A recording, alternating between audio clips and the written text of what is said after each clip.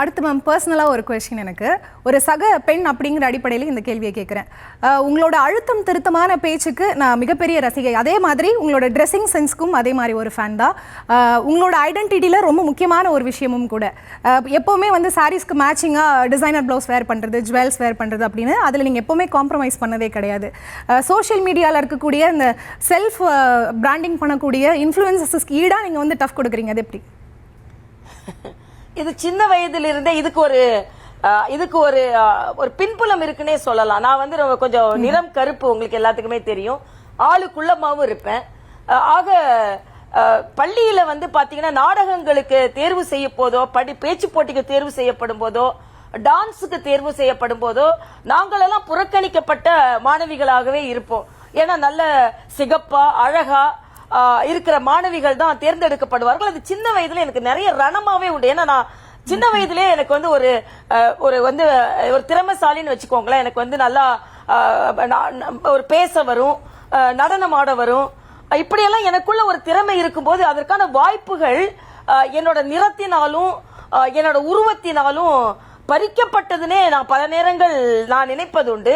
ஆனா எனக்கு சின்ன வயதுல இருந்தே ஒரு பழக்கம், ஒரு வாய்ப்பு என்னிடமிருந்து பறிக்கப்பட்டால் அது வந்து நான் அதுக்கு உட்கார்ந்து அழமாட்டேன். ஏன் இந்த வாய்ப்பு என்னிடமிருந்து பறிக்கப்படுகிறது, எனக்கு ஏன் இந்த அங்கீகாரம் கிடைக்க மறுக்கிறது? அப்படின்னா என்னோட நிறத்தை நான் மாத்த முடியாது, என்னோட உயரத்தை நான் மாத்த முடியாது. உயரத்துக்கு வேணா நான் ஹீல்ஸ் போட்டுக்கலாம்.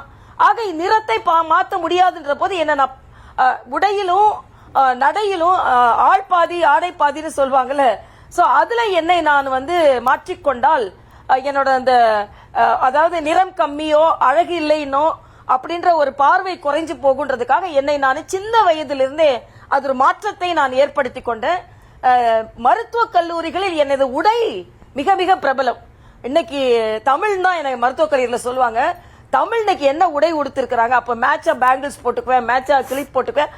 ஆக நிறம் கருப்பு, ஒரு தோற்றம் ரொம்ப அழகா இல்லைன்றத நான் ஆடையை வைத்து வந்து நான் என்னை மாற்றிக்கொண்டேன். இன்னைக்கு வரைக்கும் நான் அதை கடைபிடிக்கிறேன்னு தான் சொல்லணும். இது நான் மற்ற பெண்களுக்கு கூட நான் ஒரு ஆலோசனையாகவே சொல்லுவேன். நம்ம உடைய வந்து ரொம்ப நம்ம வந்து ஒரு புதுமையா, நான் அதுக்குன்னு ரொம்ப காஸ்ட்லிலாம் இல்ல, ஒரு 10 பைசா கலர் கம்மல் கூட எனக்கு மகிழ்ச்சியை தரும். ஒரு 20 பைசா 20 ரூபாய் மணி கூட எனக்கு மகிழ்ச்சியை தரும். மேட்சா இருக்கணும்னு மட்டும்தான் நான் நினைப்பேன். ஆக நம்ம எதை நமக்கு பின்னடைவை தருகிறதோ நாம் அதை மாற்றிக்கொள்ளும் தன்மை இருந்தால் நம் முன்னேறலான்றதுக்கு ஒரு சின்ன உதாரணமா சொல்லிக்கலாம். குறைகளை நிறைகளா மாத்துறதுதான் தமிழிசை மேமோட தனி சிறப்பு அப்படின்னு நிரூபிச்சிருக்கீங்க.